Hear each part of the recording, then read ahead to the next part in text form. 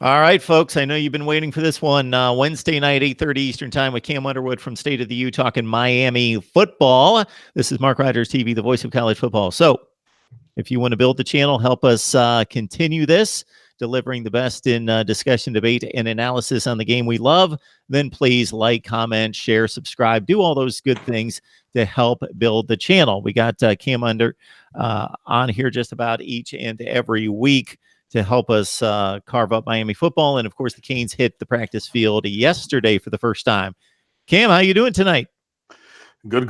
Feel strong. So yeah, ready to get on here and talk some Canes. So yeah, spring practice is underway, and that's a good thing. So yeah, back on the field. So I noticed that you talked to some players after practice. You got some quotes. Was there anything that stood out to you? Well, there were those interviews. I was not personally able to go. One of our contributors, Gabby Rudia, has been in the building for practice, and he's doing such a great job with just tweet, commentary and just content as the sessions are going on, and then great recaps each day from practice. So be sure that you're checking the website for that. So yeah, just on the field, and having read all of his stuff and talked to him and other people who were there, just a new energy. Obviously the practices were inside the Carroll Sulphur indoor football practice facility because there's been rain in our area because that'll happen in South Florida in the rainy season, obviously. But yeah, instead of having, practices delayed or canceled or rescheduled because of weather, we just went inside, and that's pretty awesome. And the practice facility is amazing. Like, I have not personally set foot in there, but I've seen it from the outside, and all the pictures and video and commentary from people who've been inside there say that it really is spectacular. So that's really good to see. Yeah, but, just really leaning on the players who have been there, obviously, and presented to the media for commentary these last couple of days has been a big thing.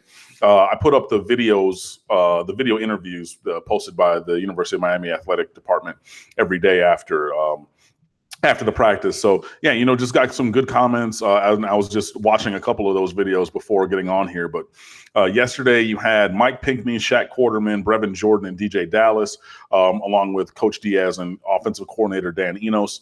So you had 6 interviews, and I mean, everybody was, saying some good things. Shaq Quarterman was talking about the decision to come back.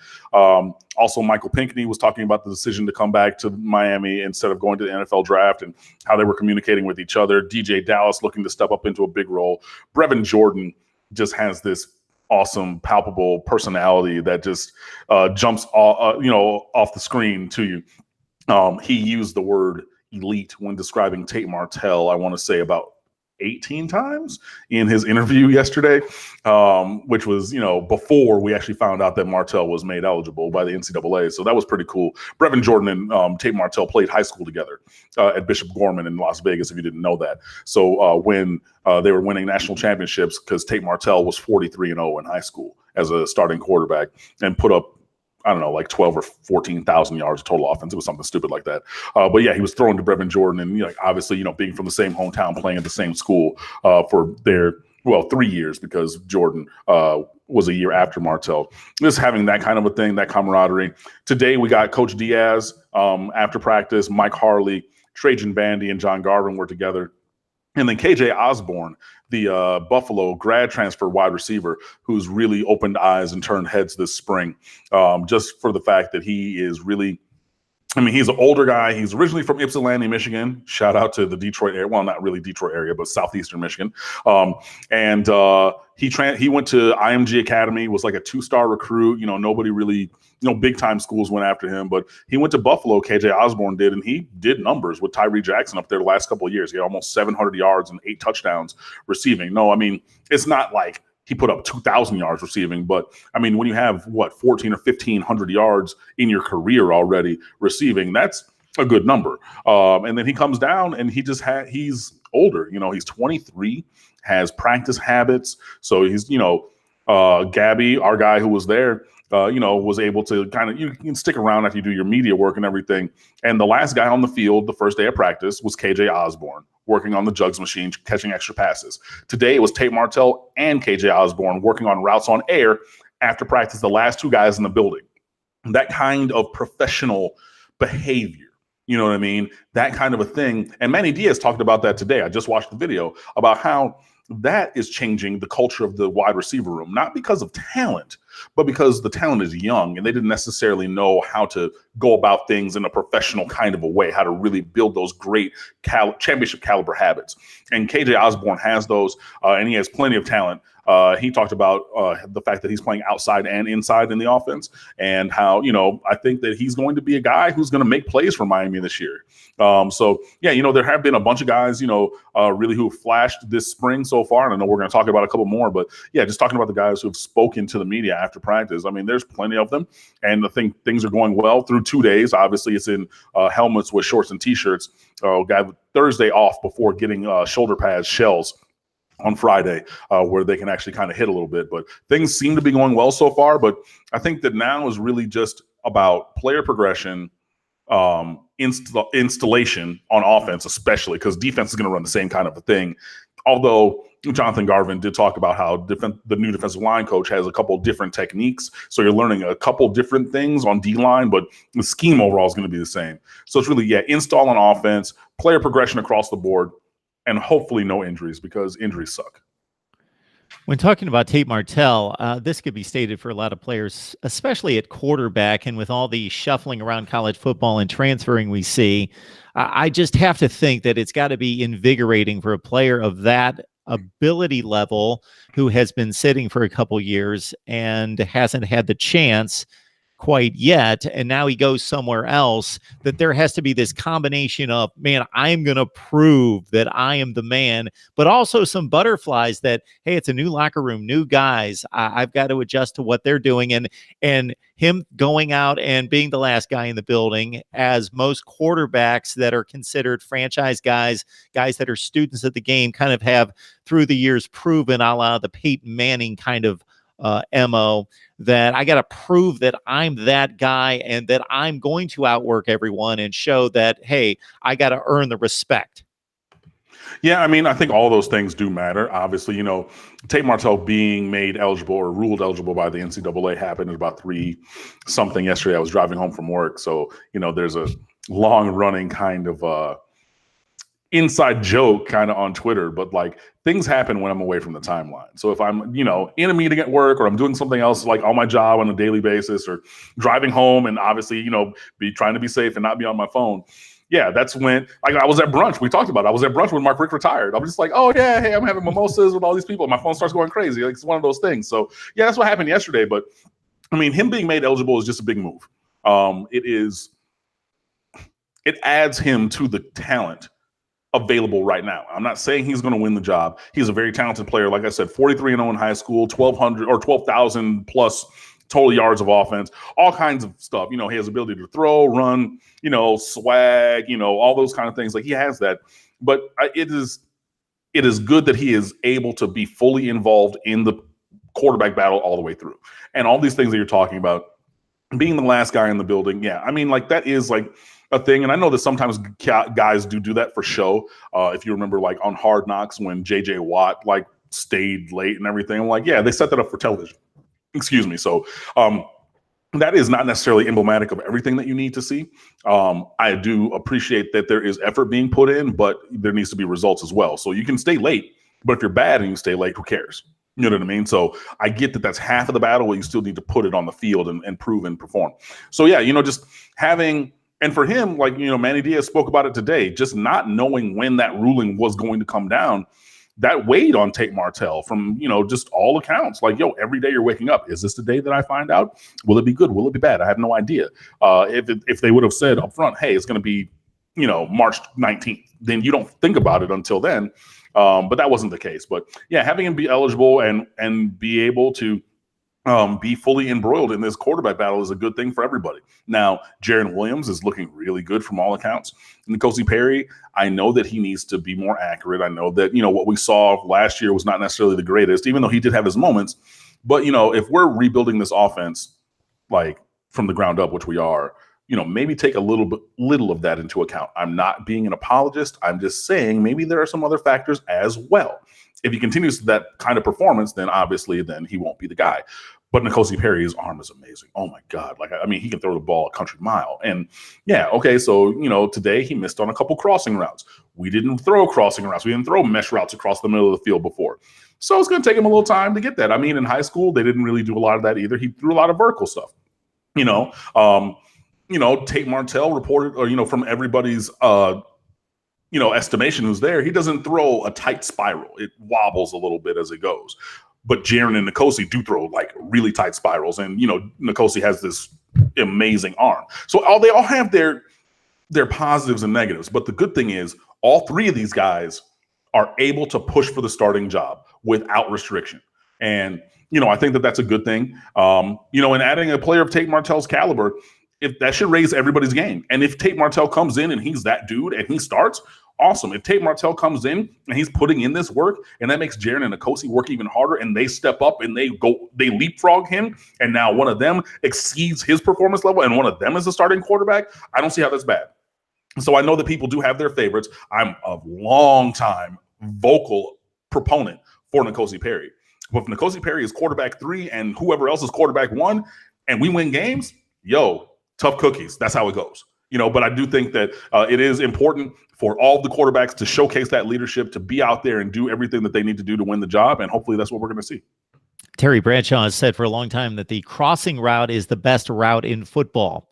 And why that would not be instituted in any offense of this caliber with these kind of players at this level, I don't know.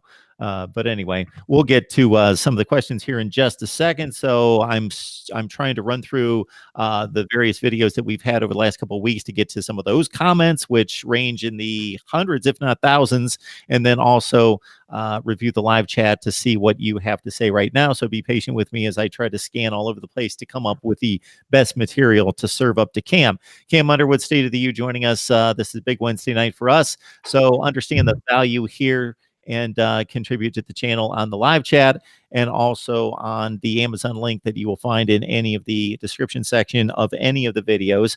So Willie Dixon is telling us the show keeps getting better and better and better. Thank you so much, Willie. To your point about N'Kosi Perry, Martin is writing in saying, hey, ask Cam, why is he still so optimistic about N'Kosi Perry when he had such poor numbers last year and seemed to have problems reading zone defenses? I am optimistic because I've seen the potential. I'm not necessarily, I mean, like if you throw a ball 80 yards, that means you can throw a ball 80 yards. If you run 4.2, that means you can run 4.2. Now, you're not doing that all the time, but I'm not going to sit here and say that N'Kosi Perry does not have talent. N'Kosi Perry's skill needs to get better. His ability to read defenses, his ability to accurately throw the ball, especially in the short and intermediate ranges, needs to get better. His ability to read zone, like you're talking about. There are things that need to improve. But we've seen these kind of things from him before, especially. I know, obviously, we're going back to high school, but we have to. Because we've seen some of those good things, and he has the athletic potential, I believe, to realize that kind of performance moving forward. That's why I am hopeful that he has that ability now. And I was trying to wave Mark down. The other thing that happened recently on Monday before practice is that Cade Weldon decided to transfer. And Cade Weldon was not going to start here. And that's just kind of putting a point on it. But I don't see Cade Weldon as having that athletic potential. Now, if he did, you try to work and unlock that. And I have seen that potential. And a lot of people saw top tier potential from N'Kosi Perry. I'm not saying that he will get there. I'm saying that that ability or the potential is possible for him. So yes, I'm rooting for him. I want him to get there. But if Tate Martell reprises what he did in high school, ride with that. If Jaren Williams, like I said, leapfrogs everybody and is a franchise quarterback as a redshirt freshman, which we've seen Marcus Mariota, Jameis Winston, other people around college football as redshirt freshmen stepping into the spotlight and balling, let that happen. But I'm not going to sit here and say that N'Kosi Perry does not have athletic talent. That's the kind of difference. We'll see if that athletic talent turns into, on-field production, but I think that the potential is there for sure. We've got a number of the regulars on the live chat. We appreciate you stopping by as usual. We appreciate your support. One in particular, though, I've yet to see this handle before. This is Coach Mack, who has a specific question for Cam. I'm going to leave it alone because it deals with a specific player that he's coaching that he's not necessarily identified. So this is what I'm going to ask you to do, Coach Mack. Contact Cam directly. I believe that you could probably jump on State of the U and track down his information there. I'm thinking, right, Cam? I'm going to tell you like this here. The email address is in the State of the U Twitter account, stateoftheublog@gmail.com. I have coaches reach out to me all the time and things like that. Or you can just, at me on Twitter at the State of the U or at Underwood Sports. I would check those all the time. Obviously if you have a personal kind of a thing, like about a certain individual, then, I think that those are ways that we could do that instead of like kind of in this form. But yeah, I don't really shy away from people. For things like that. So if you feel like reaching out, then by all means, sir. Talking Miami football with Cam Underwood from State of the U, and they have already dived in on a spring camp. And I caught one of the headlines and skimmed through the article. Motion. Obviously, we're talking about the offense and the progression of the offense, the taking it from archaic into the 2019 range, and that being the cry of Hurricanes fans, and we shall see. So was that, I didn't get a chance, I skimmed the article, was that based on what we expect to see this season, or just in terms of watching 2 days of practice that this is already something that's manifested itself on the practice field? Both and all of the above. Okay. Miami was notorious for years of not motioning guys. Like you break the huddle, you line up, and you go execute. And hopefully you're able to win your one-on-one battles. For a time, Miami had better players than everybody and like a decent kind of scheme, even when that was going through the Randy Shannon era with those multiple offensive coordinators, and even in the Al Golden era. So the yards per play was pretty decent. And it got pretty bad, obviously, with Mark Richt because it was kind of sedentary and it was very predictable as well. So yeah, just seeing that those little things are going to be integrated into this offense now is a big thing, because guys, and you take it for granted when it's not your team, or when you see a guy motion or anything, oh, okay, cool, whatever. But like that stresses defenses, like if you're running man, that shows this. If you're running zone, you alter things, and the way that defenses do assignments on receivers and things like that, like things. Moving guys around changes things, or changes the play. It really does. And yeah, like Dan Enos has talked about being multiple. He's talked about motion. And I talked about this a couple of weeks ago. Mike Harley put up a screenshot on Snapchat of the playbook, and there's this chapter that says motions. I said, what? Because we haven't seen that in years, So yeah, it's crazy. It's crazy that we didn't see it, but it's a welcomed addition just to even have any kind of movement, any kind of momentum by moving guys around the formation to try to take advantage of defenses. So yeah, it was a thing that we saw from the meeting times when guys put it up on Snapchat, just not the motions themselves, but the cover of the motions chapter of the playbook. So we know that there are motions. And for everybody who's been there these first 2 days, they have seen motions, which means, okay, we've taught that in the classroom, we're doing that on the field, and now we're going to carry that over to the season. And again, that is just a little piece of the multiplicity of this offense moving forward. But again, like you were talking about, from having an archaic kind of offense, a very sedentary, very predictable offense, even the little details, because all the details matter, but details such as this are big steps forward. Got Cam Underwood on the line, and this is a special Wednesday night during the week that we can get Cam's insight into Miami football, and the boys are on the field. So no, it's not going to be the most scintillating spectacle of football as we watch the spring games here in about a month from now, but it's good just to see the guys in pads and running around and getting some kind of football fix in of actual action on the field. Slim Shady Canes, we appreciate your contribution, as well as DeAndre. Thank you so much. Slim Shady is asking, question for Cam here. Do you know about the reports of Tate being very inaccurate so far? He did, Cam did allude to his throwing motion and the way the ball comes out of his hands, but again, asking about the inaccuracy, which isn't necessarily the same. Right. Inaccuracy, that was at the top of practice number 1 by all reports, new place, new building, new team, new teammates that you're throwing to. Yeah, Tate Martell was off a little bit, but he settled down as the day went on. And by all reports today, he was pretty good with his accuracy. So yeah, I mean, there were those reports that at the beginning of practice number 1, it wasn't a perfectly clean day for Tate Martell. But again, it's a spring. You progress. He progressed through the day of practice number 1, and he did well on day number 2. So I mean, that did happen. I'm not going to say that he wasn't off for a time, but I don't necessarily think it's anything that should give anybody pause or concern at this point. Talking Miami football with Cam Underwood from State of the U, and I'm checking out the live chat here. I guess it's time to go into my ACC coaches rankings and see what Cam has to say. Oh, goodness.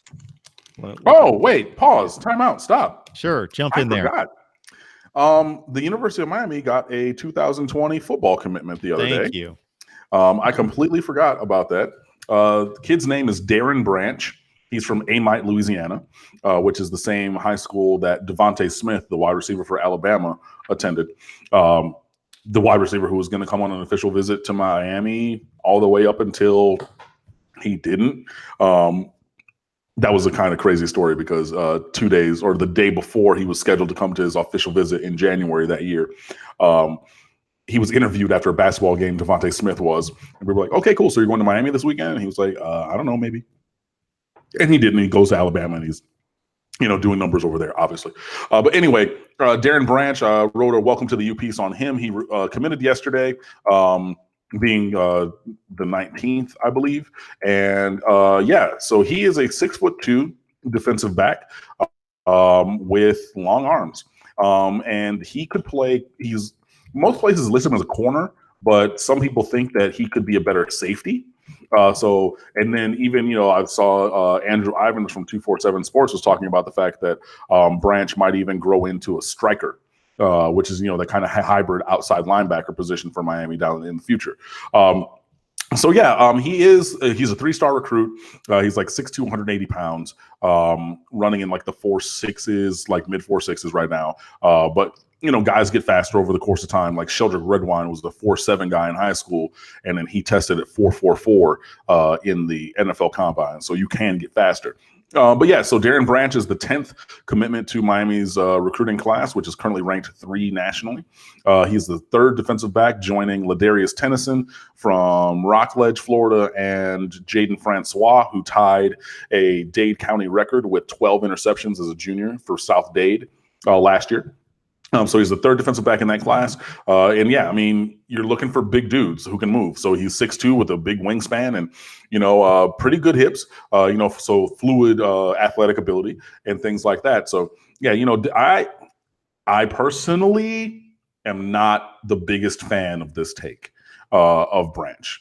I think that you can get similar or better locally. But, if the staff is really, really trusting their evaluations and they say, no, this is a guy that we want. And, there was some talk about that when he got his offer. He visited March 1st, an unofficial visit. That's when he got his offer. There's a guy on Twitter who's like stomping for him to get an offer. And I didn't see it. So like less than 3 weeks later, he's committed, which shows you that he was pretty high on Miami's board if he got offered and they're pushing for and will accept a commit at this time. So, I will say that there is a disconnect between my beliefs and the staff's beliefs about Branch, but I will have to defer to them at this point. So we will see how he goes and how he develops and things as he plays through the 7-on-7 season in this spring, because 7-on-7 is a thing that people do, spring and summer, and then obviously as a senior year. But so there's another big DB on the board for Miami. There's 10 players overall in that class. Written the welcome to the U pieces for all of them, and everything will be adding on to that. So with Miami looking to take another 25 guys this year, you've already had the attrition of Cade Weldon, so that opens up a scholarship for next year. Excuse me. And I think when I wrote the numbers breakdown piece, I said that like 6 or 7 guys on the roster currently were going to have to seek opportunities elsewhere for Miami to get to that 25 number. So we've already had one of those guys, and then we'll see what happens, obviously, through and after this upcoming season. But Darren Branch, welcome to the U, and we'll see what happens through this spring and summer and his senior year, as we obviously continue to watch him because he's a Canes commit. Unknown Faith Welcome to Mark Rogers TV, the voice of college football. This is the first time I've seen your handle in the live chat. And of course, I would love to know who you root for, most likely Miami, but we've got all sorts of fans from other teams in the live chat. A lot of Miami fans have kind of picked on several people here. Then they retort by saying, hey, I'm a fan of college football. And I love Cheryl's response more than anything. This is my favorite comment in the chat from Cheryl, who says, Mark is college football. Cheryl, you're just the best, Cheryl. Thank you so much. Chuck, thank you so much for your contribution. It's all about the you. Didn't even ask a question, just contributing to the channel and to the cause here. So I think you guys understand we're donating our time here to a certain extent, especially Cam, and he will certainly benefit from your contributions as well. But thank you so much for that. All right. If you guys give me some intelligent comments and questions, I will pass them on to Cam. But for right now, until we get those, I am going to carve through my ACC coaches ranking. So Cam, as soon as I conclude, you gotta, before you jump on me, Manny Diaz number one. 1 second to explain, because I'm going to get the wrath of Miami fans here. All right. Okay, and I would normally build up to number one, Cam. Yeah. So that means, but I'm going to do it the other way because there's no drama at the top. We know who the number one guy is. So I'm going to go the other way. Okay. And I'm sorry I didn't hear anything you just said, because this is the way Google Hangouts works, is that you can only hear one person at a time. So did I miss anything valuable? No, I was just saying Manny Diaz number one, but no, go ahead. Maybe next year. All right. Dabo's number one. It's not even close. It's not debatable. Okay. And I will disclaim this by saying, first of all, I don't go on legacy. Now, obviously, if you were an extremely good coach 10 years ago, you're most likely still really good. But let's say this was 2007 or 8, I would not rank Bobby Bowden and Joe Paterno as the best coaches in college football, because at that point in their careers, they had lost their fastball. They were still good and running decent programs, but they were nowhere near the best. Were they near the best all time? Absolutely, if you take the entirety of their careers. But I'm ranking as best I can based on right now. Well, obviously, that involves a track record. And then also you have to take into context, if you're coaching at Ohio State, you have certain resources and luxuries and recruiting that's in place for you versus you're at Northwestern in the same conference. So those have to be taken into consideration as well. But I'm trying my best. So for a first-year head coach, I will make this disclaimer. For a first-year head coach, especially a first-year head coach, period, as in the case of Manny Diaz, first time in the FBS level that he's coaching as a head coach, basically my approach is that I rank that guy last unless there are coaches in that conference who I believe are failing, underachieving. If they're failing and underachieving as coaches, then I will slot that coach as kind of just a neutral guy. And the guys that I believe that are successful above him and then below. And I'm kind of contradicted myself as you go through the standings because of one particular name. But anyway, Dabo's number one. Mac Brown, I had some issues with ranking number 2, but he was so successful at Texas, and his first stint at North Carolina, boy, did he turn around the program. But it's a wild card to a certain extent because of his age, and I don't know how much he's going to be invested. But based on how successful he's been, I got him at number 2. I've got Bronco Mendenhall, Virginia, number 3. I've got Dave Clawson, Wake Forest, number 4. David Cutcliffe, Duke, number 5. Scott Satterfield of Louisville at number 6, who did a great job at App State. Justin Fuente, Virginia Tech at 7. Dino Babers, Syracuse at 8. Boston College's Steve Adazio at 9. Pat Narduzzi, Pitt, 10. Dave Doran, NC State at 11. Willie Taggart at 12. Number 13, Jeff Collins. Number 14, Manny Diaz. And again, I'm not saying Manny Diaz is an awful coach. I don't know yet as a head coach. I know he's an extremely good defensive coordinator, and I know that you can't take in 14 names. So if I need to reiterate this, and keep in mind, Cam, that this video lasted almost like 30 minutes. Like I grinded this thing down in regards to angles and stats and context, but that's the 14. Yeah, the only ones that really stuck out to me was Satterfield above Babers. Okay. And who else? Who was at 8? Who's right behind Satterfield? At 8, we had Babers at 8, Fuente at 7. Who was at 9? 9 is Adazio. I think it's tough to recruit to Boston College and win. And he goes seven wins and goes to bowl games every year. Yeah, but I mean, for me, I'm going to put Satterfield down a little bit just because you're stepping up to a bigger level, kind of like Jeff Collins from Temple. You know, he wasn't as high. I think the potential for upward mobility is greater for Satterfield. But I mean, look, Babers is, you know, beat Clemson, took them to the brink last year. You know, Syracuse is becoming a problem. Mac Brown at number 2 is crazy to me because he absolutely tanked Texas. Absolutely tanked it. But he built it. He built it. No, he didn't. They were awful before he got there. Yeah. But they were bad for like 7 or 8 years before he got there. No, I get it. Like, yeah, and they were exceptional when he was there. Right. He did raise that level. But to put him in like 2 now, when you got like really ran out of town, that one's kind of crazy to me. Like his bad years were like 9 and 4 at the end. Nah. I mean, but you're not going to recruit that kind of talent here to North Carolina. You know what I'm saying? So like he had a good run at North Carolina when he was there the first time. Right, exactly. Yeah, but the recruiting landscape has changed. He was very good. I used to play with that North Carolina team, and I had a computer game, I want to say, like a computer video game, and I would play with North Carolina, that team. Like, they did have some really good players. Like, Dre Bly played for my Detroit Lions for a long time, first-round draft pick. Like, you know, he had, 9 interceptions as a freshman. Like, I'm not going to say that he's not good, but number 2 overall in the conference good? I disagree on that one. He's taken 2 teams to national championship games. Yeah, but that's the past. I mean, it's kind of difficult because he's so separated from. It was like I had to rank Herm Edwards going into last season. You know, who knows? I mean, like I would just slot him towards the bottom. He hasn't coached in a decade.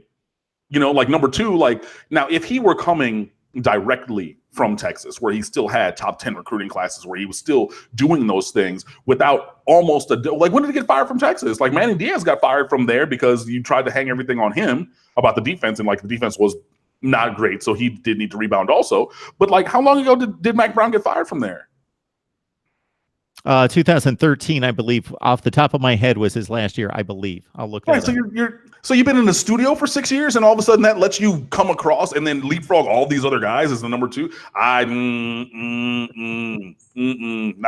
to me, not at all. Okay. I mean, towards the bottom, I do agree with obviously, you know, Manny Diaz being a first-time head coach ever, like not just at Miami, but like his first time as a head coach. I get it. I understand. Like, you don't have a track record to look at all. So like, I don't have a problem with him. It's like you're coming in with the incomplete, you know, like these other guys are coming in with their grades, you know, from the other quarters and things like that. If, you know, you're talking about teacher speak, like, oh, I did this, or I did that, I did this, I did that. And that's going to affect, you know, how you view them. Like, you're the new kid. You just came in from Guatemala or something. You haven't taken any of your standardized tests. You don't have any, you know, they don't have any records for you. So it's just like, you start with a blank slate because, like, there's nothing to rely upon. So, I mean, I don't really have a problem with that. But, I mean, overall, yeah, I would think that at the end, like, I mean, there's a couple in the top end that, like, I don't necessarily agree with. But, I mean, obviously, I think that this season that the list is going to change for sure. Like Bronco Mendenhall, don't you think he's done an exceptional job? At BYU, like BYU right now is like a very iffy, like top 60 program. When he was there, they were finishing ranked in the top 25 on a fairly regular basis. Like, he was winning 9-10 games at BYU. And then he comes to Virginia and suddenly it's 2-10, 6-7, 8-5, and winning a bowl game. Like, boom, boom, boom. Third best defense in the conference. Yeah, but then that also like necessitated Miami being terrible last year for them to get to that. It also, you know, a couple other teams that they missed, a couple, you know, kind of fluky wins because they had a lot of close wins, like within one score. Sure. But I mean, yeah, that is a good coaching job to be able to get those teams to win. But I mean, yeah, is he doing a good job? Sure. Is he doing like the 3rd best job in the conference? I don't know about that.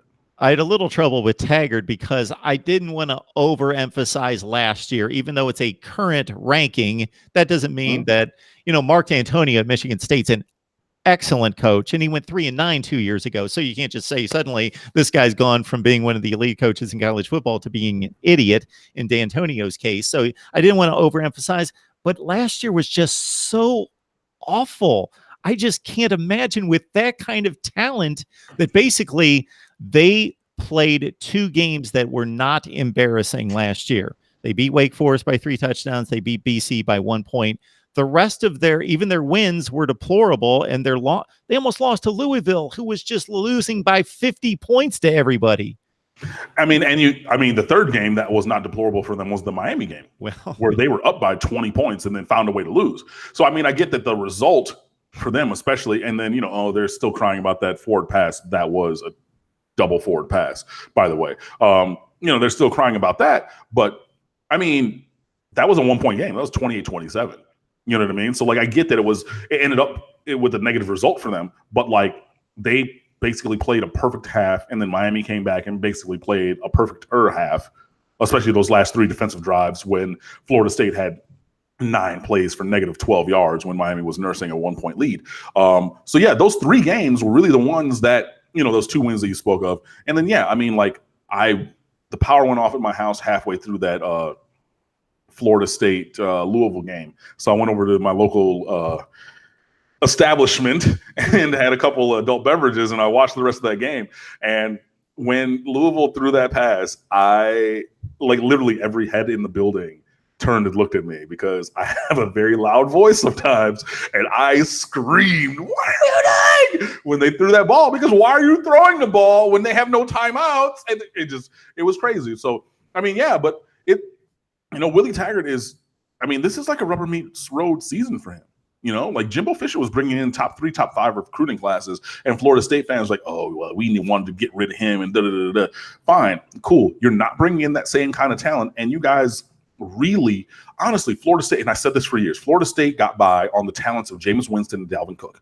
They had 2 generational talents in the offensive backfield, and that was what propelled them to their level of success. You remove those guys, and Jimbo Fisher's a 9 or 10 win coach. You remove those guys and don't have as good of a coach. Now you're looking at not as great of a team. And there is some talent there, but even their writers for their 247 websites, for their Tomahawk Nation, our sister site on SB Nation, other places are talking about, they're not recruiting Florida the way that they said that Willie Taggart said he would.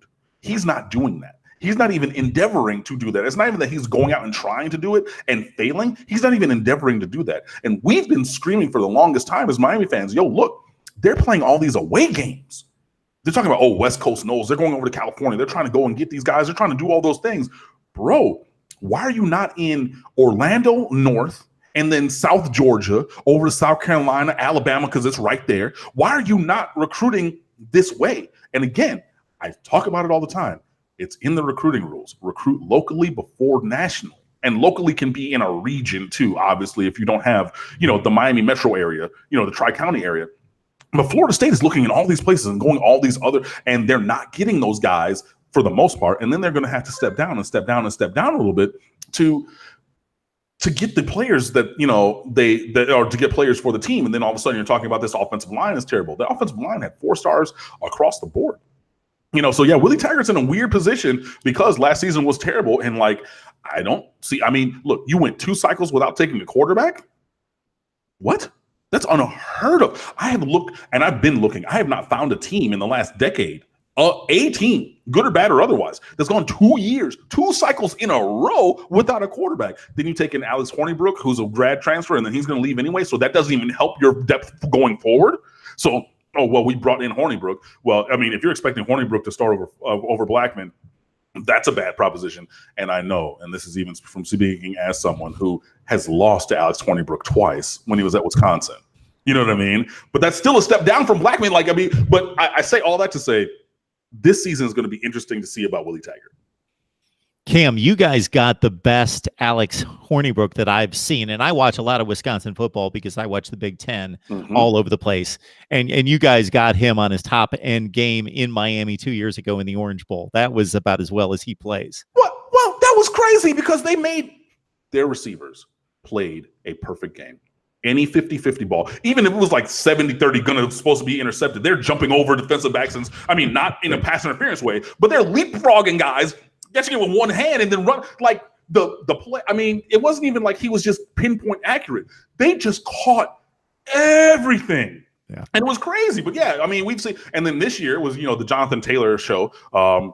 Jonathan Taylor tailbacks. Shout out to the Solid Verbal guys. But yeah, I mean, he just, did the thing and they kind of grinded us out and everything. But yeah, Alex Hornibrook is not really even good. And he had 2 really good games against Miami, which was kind of puzzling. But I mean, yeah, he's not this generational talent, is what I'm saying. So even if you bring him in, but he's going to be there for a year at Florida State. So that isn't even a quarterback signee who's going to be there for a time. I don't know, Merle. I don't know. But yeah, Willie Taggart towards the bottom, I think is a good placement. Sean Greenlee, Team G1. Welcome to Mark Rogers TV, the voice of college football. I even botched it, but just to understand that the intent was there. Didn't want to botch your welcome, but thank you so much for joining us here at Mark Rogers TV, the voice of college football. Please let us know who you root for. I'm guessing Miami, but not necessarily so, because we've got all sorts of fans of Texas, Ohio State, Florida State, all sorts of fans in here. But wanted to acknowledge you and would love to know how long you've been watching. Hound Dog, thank you for the contribution. Also, I see that you have some suggestions for guests for Tennessee football. Send those to me elsewhere, as you note there. Thank you so much. And my screen's messing up on me. I want to acknowledge a few other people. I will get to that in just a sec. Okay, Michael love the contribution. Thank you so much for joining us tonight. And Martin as well, a huge Miami fan. And all the pats on the backs for Cam and I, we appreciate that. I'm not going to acknowledge those, but we thank you so much for supporting what we're doing here every night during the week or every Wednesday. Some days, as you well know, Cam, the mouth doesn't work as quite as well as it needs to on that particular day. I'm going to make the excuse that I was working till 5 a.m. last night. Then I got up at 8 to go back to work and worked all day, and now I'm doing this for like 3 hours. All right. That's Cam, what else is going on in spring practice or could be going on over the next couple of weeks that you're thinking, okay, give me more of this or more of that? And then I'll hit you with Lorenzo Lingard, because I did see a comment of a number of people asking, hey, what's his status? What do we know at this point? Let me start with Lingard. He's being held out because he's still recovering from his knee injury that was suffered during the season in practice. The details of said injury are murky. There have been rumors about what happened. I'm going to leave it at that. You can search those out elsewhere. But he is still recovering, so he's in a good place with his recovery, but he's not a full go right now. He's being held out, obviously, because of that. Let me see. Asa Martin, the transfer from Auburn, is going to redshirt this year as a transfer. Miami did not put in an immediate eligibility waiver for him, and Manny Diaz made that known today. Also, Zach McLeod is being held out because of a wrist-hand injury issue. Excuse me. You're catching what I've got, Cam. I know, right? It's contagious. So, yeah. So Zach McLeod's been held out also, and he's had that hand-wrist injury for a while. So it keeps kind of flaring up and things like that. So he's being held out of contact right now for that. And obviously, if you watch the games, you'll see him have his hand and wrist wrapped. Excuse me, Zach McLeod will. So that's not really necessarily earth-shattering. So, yeah, those are kind of the injury issues right now that are on, that Miami's dealing with. So no new injuries through 2 days, which is a great thing. So hopefully, again, knocking on my wood table, that there are no more or no injuries through the spring, because, there have been injuries in spring and fall practices for many years. The thing for me, and I wrote this up with the 5 things that I'm looking forward to watch during spring practice. Number 1 is just the quarterbacks. It's a huge deal. So I want to, just continue to hear about the quarterback battle. Those guys are all rotating with the 1s, 2s, and 3s just because you have to give them experience with all the groups, because you don't know who's going to be number 1, 2, or 3. And you rotate reps, and those are the 3 scholarship guys on campus now, because again, Cade Weldon decided to transfer elsewhere.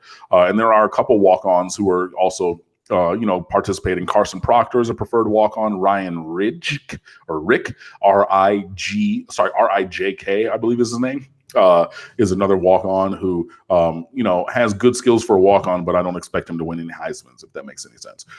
So there is some depth there. So I definitely want to see and hear about that and how the guys are progressing. So, hey, what is if N'Kosi Perry wasn't able to throw the crossing routes on mesh today, next week, is he hitting them? Is he hitting them on Friday's practice? Things like that moving forward. Number 2 is offensive line. And most people, there are some people who would say offensive line is number 1 because you have to be able to block, to be able to run, to be able to pass, to be able to do anything on offense. So, it's been interesting because the lineup on offensive line has not been what we necessarily thought it would be early on the spring. So you took the right side guys from last year, DeLon Scaife, put him at left tackle. Then you put number 55, Navon Donaldson, flip him from right guard to left guard. Corey Gaynor at center. And then Zalante Hillary, who was DJ Dallas's high school teammate in Brunswick, Georgia, working at right guard. And then John Campbell from Orlando, Dr. Phillips, working at right tackle. And that's not necessarily what we thought because Tommy Kennedy is a grad transfer from Butler. He played left tackle for almost 40 games of his college career. You think he's going to come in and probably play left tackle, but he's working in the second team, not first team. So, that's been an interesting kind of a thing. So I'm definitely going to be following that because the guys who are here on offensive line are the guys who are going to be here. So you're not going to get a real influx in the, summer of like, a 5-star Evan Neal from IMG Academy or something, 6'8", 370. You're not going to get a guy like that who's a first-round draft pick in a few years just to pop up on the roster. So the guys who are there now are the ones who we're going to need to see development from. So following that pretty closely. What's going to happen in the secondary, obviously, like you had the number 1 pass defense in America last year, and then you graduate, 3 starters from that unit. You have Michael Jackson, Jaquan Johnson, and Sheldrick Redwine all moving on to the NFL. And, the only guy who's back starting is Trajan Bandy. So you have spots open for grabs. So, DJ Ivy and Al Blaze Jr. battling for the number 2 cornerback and nickel spots, maybe in the summer to Corey Couch and Christian Williams. They come in and they push for playing time. Amari Carter and Garvin Hall at safety, are pushing for playing time. Obviously, the first couple of days has been Robert Knowles. To the consternation of many Canes fans, has been in the first team secondary or safety next to Amari Carter. But that's based on the workouts, and he is very physically built, so I'm not going to put that past him or anything. But we've seen Robert Knowles. So when Bubba Bolden gets here after he graduates from junior college or community college, you're going to have 3 NFL players in Garvin Hall, Amari Carter, and Bubba Bolden. Make that happen. But I want to see how that actually works. Obviously, going through the spring. And then the last 2 things. Number 1, I already said no injuries. And number 2, just how this program continues to move forward. Everybody's talking about the new Miami. Every coach, every player. The new Miami. And the media who've been at practice have been good about asking everybody, define that for me. Because everybody's saying it. What does it mean? And everybody's given their definitions, just of the energy and the level of preparation and really a connection to the past where you have, former greats, Michael Irvin showed up at the first practice. You know what I mean? I mean, among others, Greg Olson was there. I forget all the names that I saw, but I mean, just a bunch of guys just showing up to practice because, Al Golden shunned everybody, all the former Canes. But now Manny Diaz is like, he's from Miami. Like, he's a Miami native. And he's coaching in Miami. So y'all come back. This program was built on the backs of these guys. This is their program. They have ownership in what has been built, So come back and do all those kind of things. So just really seeing how that continues to develop and move forward with the new Miami kind of a thing. So that's really what I'm looking for in spring practice. And there's going to be a couple open scrimmages on March the 13th at Traz Powell Stadium in North Miami. And April 13th. And then April 20th in Orlando at Camping World Stadium. Both those are at noon. Both of those are free to the public. I don't know if you're going to have to download a ticket thing or whatever. We'll get details about that. But 2 open scrimmages. And, I'll probably go to the one down at Traz and, be there and see what happens and everything. But just, really, again, looking for player progression, installation of the offense, continuing to search for excellence and no injuries. That's what I'm looking for. Back to the Al Golden approach. I always would think about sometimes you know that obviously there are people out there who do the right thing out of the goodness or kindness of their heart, the way they were raised. They just want to do the right thing and give to people and be generous or be kind. There are other people who do it for business reasons or to be liked. And the result is they're still doing something nice, but they want it to gain them favor, or it's just good business. Al Golden just how can you not, even if those guys hanging around, you don't like it, they bother you, whatever, if that's just not good business to conduct a program that has that much buy-in from the guys that built it, to shun them, that was just, that makes no sense. You know, Al Golden was, there's a season to everything. And Al Golden was the guy I think that Miami needed at that time. He kind of was a palate cleanser. He, got Miami through the NCAA stuff, and you're going to run a tight ship and not get caught up on more sanctions and allegations because you're already on probation. You're already, in the eye of, everybody.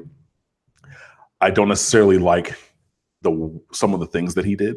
Obviously, shunning the players from the program and, the former players, that is. And, some of the things, obviously, like, you lose a bunch of recruit. I mean, he won a couple of recruiting battles. Like, remember, he was the coach when Tracy Howard decided to go to Miami. Tracy Howard, who was a 5-star, top 15, top 20 player in America as a senior. And it's no secret. I used to work at Miramar High School, and I, started my blogging career blogging about Miramar sports.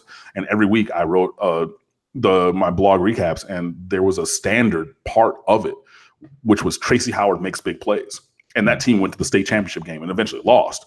But invariably, every single week, that kid made plays. He was a 5-star recruit, and Al Golden won that recruiting battle. You know what I mean? So, it wasn't all bad, but there was enough bad that, yeah, it was time for him to go and everything. And again, some of the ways that he chose to do things, I wouldn't have, but, we're different people. We all know what clickbait is, and that used to work for people that tried to manipulate YouTube. But as I understand it now, clickbait doesn't necessarily work because people click on the video with a good-looking woman or whatever it is, the sensational title, and they watch for 3 seconds, and then they realize this is a bunch of garbage, and they leave. Which speaks to our duration time, which speaks to the quality of the content that we provide with the best bloggers, broadcasters, and writers, the great discussion and debate with Cam in particular. So what we also need, because I'm seeing comments from previous videos where people, and I appreciate when you guys out there encourage others to like the videos. So there are certain analytics and algorithms that work with YouTube, and one is liking the videos. And when we've got 2,000 views on a video and we've got like 55 likes, that doesn't work. We need you to like the video, so please do that.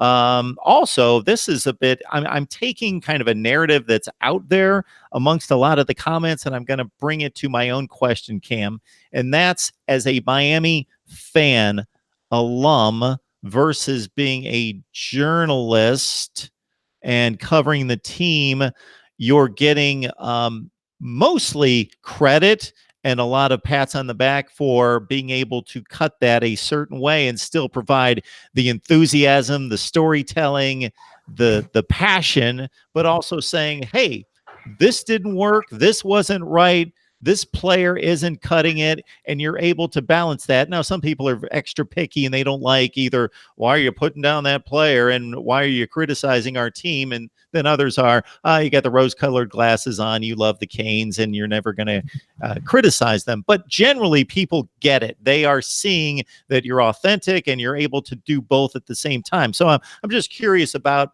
how you approach that and try to keep yourself balanced. I am authentically me, and some people like that, some people don't. Sometimes I'm not perfect, obviously. Sometimes my language can get colorful. Sometimes I can say things that people don't like. People of all walks of life, from coaches to players to, administrators to other journalists, even, bloggers, if I'm a part-time journalist or blogger, whatever. But I'm authentically me. If people now, after having seen me on video and heard my voice and things like that, they'll like read my tweets and be like, oh my God, I could hear you saying that. And I'm like, yeah, because that's me, so just being my authentic self. And I think that for a time, you're trying to put on or figure your way in this industry and things like that of, how you want to do things or the persona. But, obviously being you is the best thing to do. So like there is that. I'm a pragmatic person by nature. A lot of the things and points of commentary that, I bring to you guys on the website or here on the video, these are things that I have said or will would have said, you know, just to my homeboys sitting over here on the couch watching football or basketball. So, you know, just really being able to do that. And I've never been like a blind homer. I've never been that guy growing up, you know, going to Tigers games. You know, the Tigers are winning, great. But I mean, that bullpen needs some adjusting because, like, you know, we blew a couple seventh inning leads, you know, recently. Like, oh no, they're in first place. Like, yeah, but I mean, you can always strive for better. You know what I mean? So yeah, for me, like, I've always been a pragmatic person and a pragmatic sports fan. Like, yes, I root for Miami to win like 100% of the time. Like, I'm not even going to go in and say like, oh, they should lose or I want them to or things like that, because that's not what I believe in my heart.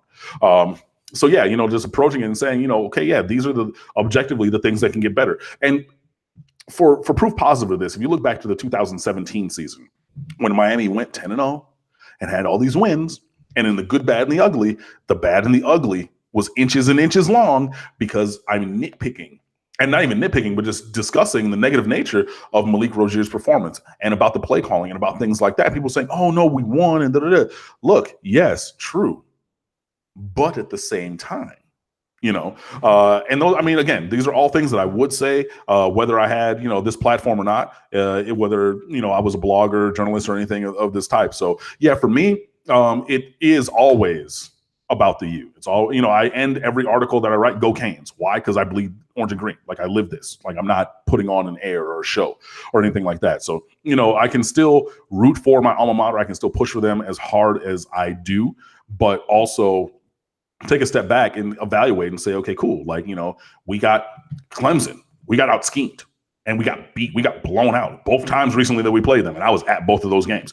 I can objectively say that. So, I mean, yeah, there might be some things where if it's 50-50, I'm going to lean the Miami way, you know, like the gentleman earlier was talking about, oh, like, how can you be so positive about N'Kosi Perry? Because I'm looking at it glass half full. He has an amazing arm. He has athletic talent, and I think that he can get there. Now, everybody else might say, okay, he completed 50.8% of his passes, so he's 49.2% sucker, and he's going to continue to go in a bad direction. Look, you might believe that. I'm not going to begrudge you that, but that's not my personal way of looking at things. So, you know, that's the short story long to say I'm always my authentic self. And even in spite of like my personal kind of feelings about things, and I do want Miami to win and go undefeated all the time, I can still objectively look at sports and say, okay, these are the things that went right or wrong, and, you know, discuss how, you know, give commentary and analysis on, you know, my viewpoint on it and moving forward. There's also a context to the play and the performance equaling a result, and knowing where your team stands and what's expected and who the opponent was. So certainly if you guys made a ACC championship game against Clemson and it was the ugliest affair you could imagine, and you squeaked into a college football playoff and you just won, you know, a 16-14 game that you had no business winning, and they gained 4-1 in total yardage, you'd be like, who cares? We got through. We're done. We got through. We'll clean that up, but we're not going to worry about that. Versus when you're sitting there against North Carolina in week 4, and they're a 1-7 team in the ACC eventually, and you know how bad they are, and you're barely squeaking by. Sure, yeah, we like that we got the W tonight, but this isn't. We're not going to keep racking up W's if this continues. So I'm thinking about the future and what this type of play is going to eventually result in. Sure, I'll take the W, but we can't continue to play like this. Something has to change. Right, exactly. And, you know, just honestly, you know, we're the University of Miami. We're the U. And the aspirations and goals are always championships. Whether it's, you know, in-state against Florida and Florida State, because we are playing both of them this year, whether it's ACC Coastal, ACC Division, college football playoff, all these, ACC overall college football playoff. I mean, it's championships, and that's what we should be aspiring to. And that's always going to be the goal for me. So, yeah, it is looking towards that end that my focus comes. Now, I know that we might be a little far away from there, but, you know, how can we continue to get better and upon that path? But, yeah, you know, like I tell stories in my regular life. You know, I have lots of really good stories that I can't tell on here, just for a variety. Even the Jeremy Shockey story, like I was talking about, I know that people who were watching a couple weeks ago, like, oh, like, no, I can't tell this. I can't tell you that story, but I tell stories. So yeah, I mean, and I am not fully encyclopedic about my knowledge of recruits and things like that, but, you know, it adds context and depth to the commentary, like I want to know, where's the guy from? Like, oh, was he first team All-State? He was 43-0 in high school as a starting quarterback. What? Like things like that. So, I do try to add those things because it's enjoyable to me to read about those things. And I think it adds depth to conversation and knowledge moving forward to just for everybody to be able to have that kind of a thing. So, yeah, I mean, I say that to say, I am who I am. I am me. Unapologetically and authentically. I am myself. For good or bad. And again, I make mistakes. I'm not infallible. I am not someone who's never been wrong before. I'm not someone who's not done things that I'm not proud of before. I have. And even like in terms of with the website and, social media and things like that. And I'm sure that, there was one very particular thing that I am not proud of that I did and said this past football season. I'm not going to reiterate it now, but I know that a lot of people who do follow me on Twitter through games, you probably remember, that time. True. Not proud of that. I've apologized for that, and I hope to, get better for that. But I say all that to say that even with the mistakes along the way, I'm still me. And I think that comes across in everything that I do. And I think that some people do appreciate that. Some people do not. And I understand that, you make a mistake and then some people write you off. I understand that as well. But either way, I am my own authentic self and I love me. And, I love the person that I am. I love the commentary that I am able to bring to you guys. And I hope that you do as well.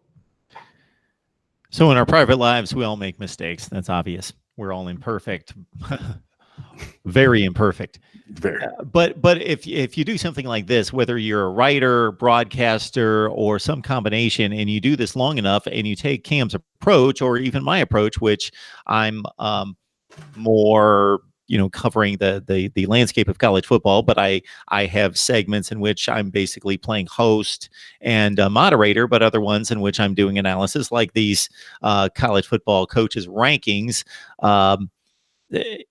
If you're so conservative that you never make a mistake, well, then you're really not authentic. You're going to be boring. You're not going to be true to yourself or to the audience if you're going to be that conservative and try not to make mistakes. So at some point, we all say something we wish we hadn't or wrote something that we wish we could take back. That's just the nature of being human.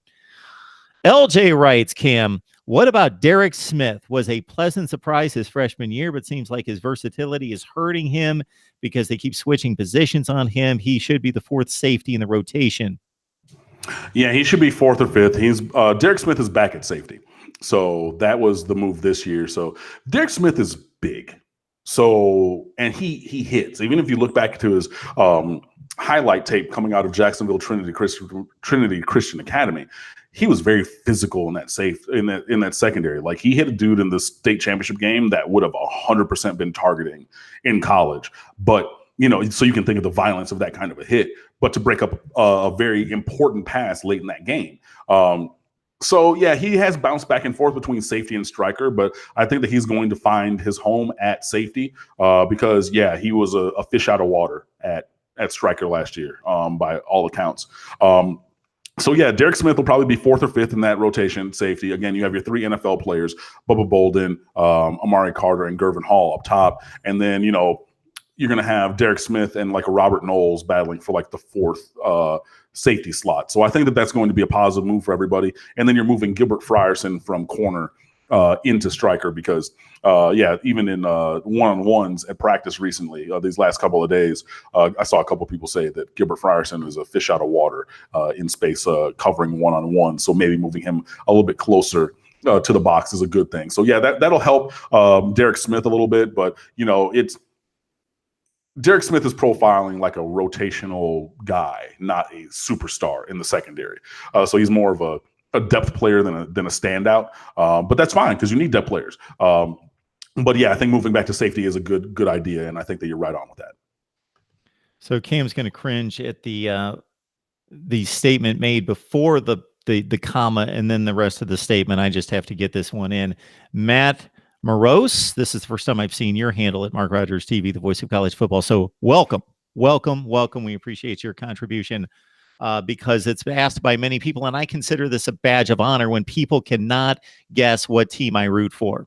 Or I love it even more when they take the team that I root for, not knowing that I root for them, and they tell me you're too hard on them, you trash talk them, because they don't get it. But so this was asked several times in the last few minutes of this conversation, and Riley asked the question initially, and Matt Morose says Mark is an Ohio State guy, but he's awesome anyways. All right, so I'll take that. Thank you so much. All right. So where were we headed after that? I don't know. Pretty much basically what I need to do, my Wednesday is basically working all day. I rush in the house and then I start knocking out these segments with people and get Cam on the line for our live chat here. I would like you guys to continue to send in your comments and questions. I'm going to gather up the very best next week and do a little bit better preparation for our live show here so I can tee up Cam. But I have scanned the various videos in the live chat to try to find the very best comments that you have and questions. If you wrote anything in the live chat that I missed that you really want to serve up to Cam or myself, certainly write it to any of the videos, because I review all the comments in the videos. Don't put it back in the live chat because that gets lost. It's gone. Sure, I could go to 2716 and try to find it in the live chat, but write the comments to the videos and we can catch them right there. And was mentioned by a number of people in the live chat and also the video that I referenced. The likes have to get jacked up. Jack up the likes. Help us on the likes. We get plenty of comments. We would love more. And certainly let people know that Cam's here just about every Wednesday night. And it's my mission to bring you the best in discussion, debate, and analysis of college football. That's my mission.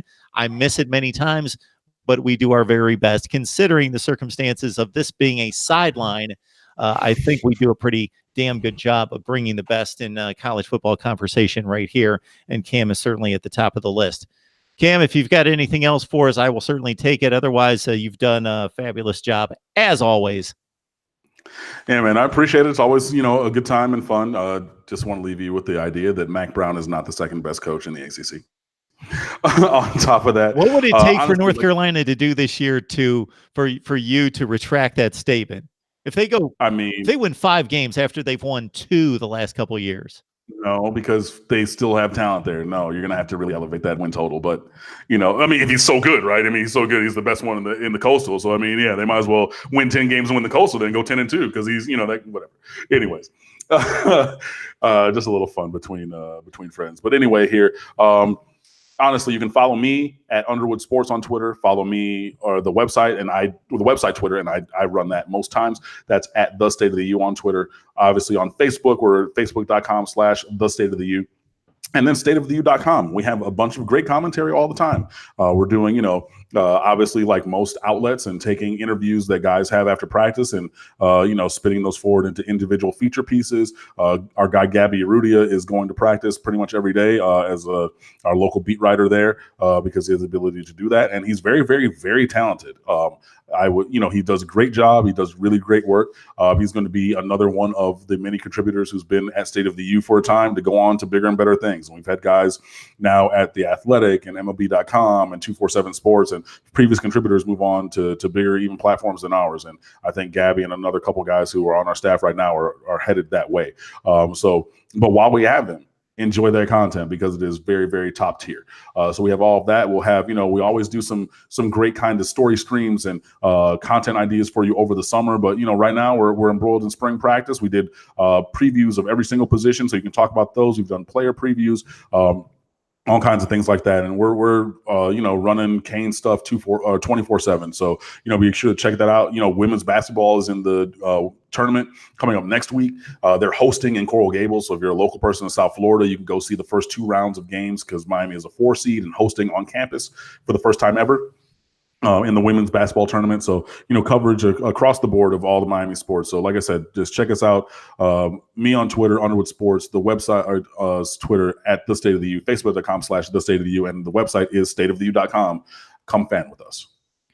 So Cam will mention and allude to other sports that he enjoys as he just did, but also his beloved Detroit Tigers and Lions in particular. I'm similar in that I love and enjoy other sports. When I started this channel, I thought about the NFL. I thought about Major League Baseball. I cut some videos in those realms, but I thought, who in the world's going to take in all this sports, and how in the world as one guy can I cover all these sports? I can't even cover college football. But because of the passion of college football, and because I love college football, this should be obvious to everyone at this point. This is why I started the channel.